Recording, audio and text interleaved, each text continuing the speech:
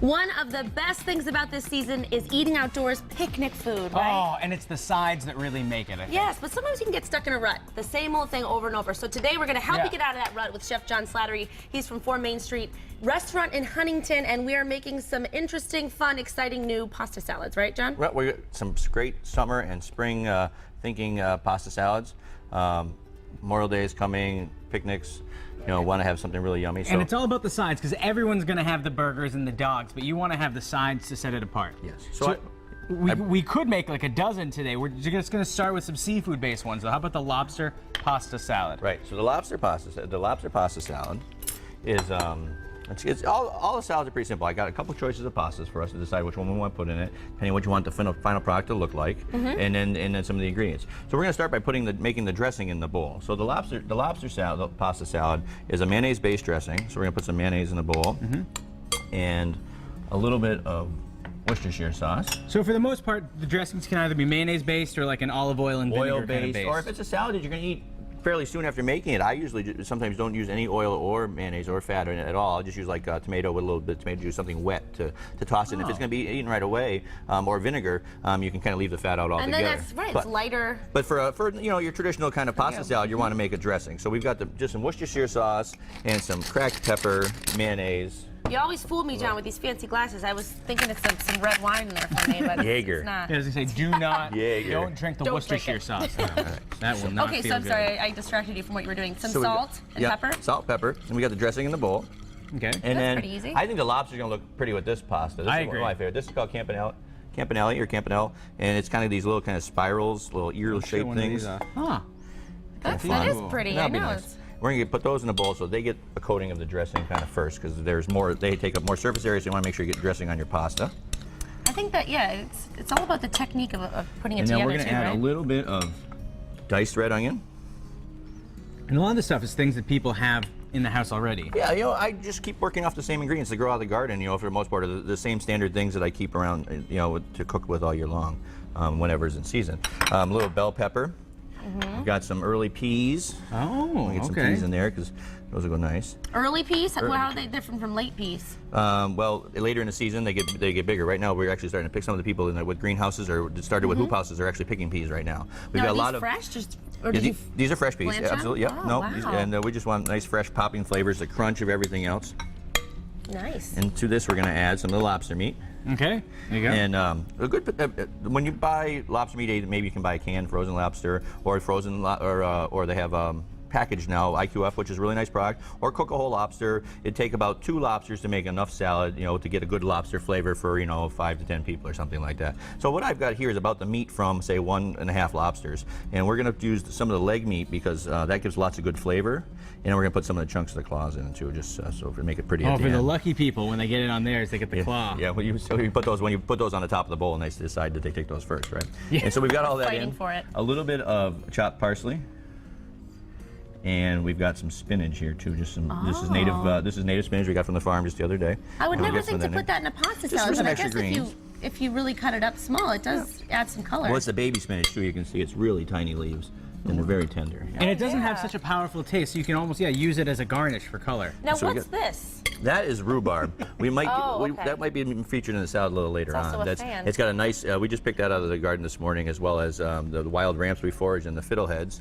and some farm fresh eggs. We got a lot of like native local ingredients that we brought with us It's today. starting to be that time of the year. Yeah, where so it's everything- really exciting. So Memorial Day is coming now. You can start going out to your farm stand, start picking up new local products and using them to share with people. So many other kinds of fun pasta we can do. So this is the So lobster this is done. salad. Yeah, look so at that. lobster salad done. Set that one aside. Yep. Now what's next? What do you want to do? And then we'll do quickly here. We have orzo, another kind of pasta, a little funny, kind of like rice. rice shaped, but Greek pasta, it's yeah. pasta. There you go. Yep. And then we're gonna put some orzo in the bowl. And then another kind of pasta is called acina de pepe. And a lot of people, this is also very much like Israeli couscous. Yeah. And it's 2 different colors because what I did was I toasted half of it in a pan with oil until it turned color, and then stopped cooking it, and then added it back to the regular stuff and cooked it together. So we get the 2 tones for different colors in our pasta. That is really cool looking. And we're going to add to that a little bit of olive oil. And yet another fancy glass. That is not white wine. Always fooling me. Got some. Here we have some shrimp. Now, you know, we at Massfield we like to feature leftovers. So last night I had shrimp fra diablo for dinner. Perfect. And so didn't eat it all. So I had a little bit of the shrimp left from my pasta dish. So it's already cooked, fully cooked, and it's spicy flavored. So we're just gonna chop a couple of those up. But now Oh, people that's could nice just to have quickly leftovers. toss some shrimp on the grill. Oh, too, absolutely. or in the Yeah, oven you if would they definitely wanted season to. your shrimp or roast it or anything like that. You know, and You cook said it on a that- blackening can you- pan even. Can you roast shrimp? Yeah, absolutely. In the oven? All right. Absolutely. Put you know, Next time. oil and garlic in the oven. So, and then we got a spicy flavor going on in here already. And we're gonna add the jalapenos Oh, Really kicking it up a notch. yeah. and toss that around a little And you bit. put little signs And next some to your green pasta onion. salad so you don't. Let people know which kinds are Scare which. anyone, Yeah. yeah. Keep out if you don't like spicy Well, food. and the other thing is, if we were to set this up when we're done, and we can show it later when we come back, we'll put some jalapenos on the top, right, a fresh one, so people know this is hot. It's got jalapeno in it, and this is, you know, so you want to maybe garnish with ingredients that are chopped up inside, so that people know what's in it. You Yeah, know, there is always that talk when you're going down the line at a picnic. is Like, that? what Oh, is don't eat that? this one. What is Yeah. that? That one's really good. That's got, yeah, I know. Yeah, that This conversation. looks really pretty. We're Or gonna you turn it could onto just the have bowl. a spread like this and just have a big kind of. Pasta You could party. just a pasta bar, a pasta Things salad to add bar. to it You could have yourself, all yeah. your little ingredients and little trays, couple different kinds of pastas, a few things that they could make dressings, and maybe you, as the host, you hang out and have a cocktail, and you say, well, you might want to mix this or that together. sounds and good to me. everybody- You don't have to do it. Well, that's great. Yeah, That's and, good and later in the show, this is the part that I'm really excited about. It's going to be a loaded baked potato salad. Yes. Huh. So it's that and a few more pasta salads and all that good stuff. So stay tuned. You do not want to miss those. Can't wait for my picnic. Welcome back, and we are back with Chef John Slattery from 4 Main Street Restaurant in Huntington. The music's catchy every single time. Every time, I never get tired of that little. I like when you dance too. You got some good Well, moves. let's not get carried away about that. All right, so we're back to make some more picnic dishes that are really kind of extraordinary. Yeah, well, you know, we like to just do things a little differently at Main Street. So, Yeah. we're always working with being as frugal as possible and working with the stuff that's local as possible and, you know, as fresh as possible. And that's all what I'm about, is making sure that we use the freshest ingredients we can get. Can we do the loaded baked potato Yes. one first? Because that's the Can we? one that I've been salivating You're at all excited morning. about it, I can Yes. tell. So we'll start again with the making of most of the dressing in the bowl so that it coats evenly. So we're going to put the dressing for this is going to be based with a little bit of mayonnaise, Okay. but a lot more sour cream. Yes. Oh, All yes. right, so when you think about loaded baked potatoes, what's in a loaded baked You potato? have to Sour have sour cream. cream. Give me some bacon. Bacon, Give me okay. some. Oh. Oh, you're putting it all in now. Well, I'm gonna put the bacon in Do now. you have chives or onion, green onion? We have better than that. We have the wild ramps that we foraged that have the flavor of garlic and chive and Really? onion, all kind of in the same plant. Wild So- ramps. Wild ramps. So It's a leek. These are them. It's from the leek And family. it grows in the hills of western Massachusetts. Can you grow them? Or? You have to have the right climate. So you could get seeds in if you had the right exact soil conditions and the right hillside. You could, if you have your property, you can. I do know farmers that do farm them. But now you just need to know where to look. Yeah, that's also guess, part of okay. You the. can get them at a farmer's market. You can get them at a farmer's market. So we use those. We had some traditional green onions too. We'll throw some of those in. So these are flavored. The onions are flavoring them, and so we want those to get stirred when we stir the dressing. The cracked pepper Of course. and The salt. fresh cracked Himalayan pink sea salt. Oh. That brings out the flavor. Don't need a lot of salt because you got the bacon. So Oh, that's true. Yes, and the salt does bring A out the little bit flavor. of parsley? A little bit of chopped parsley. All right, so then we're gonna stir those ingredients together. Okay. Oh, I know I'm gonna love this one. I know. Oh. Already. And then we add the potatoes. And then we're gonna add the potatoes. Okay, I'll grab it for you. Got them. Now, when those does in the right here. cheese come in? And we're gonna put the potatoes in first.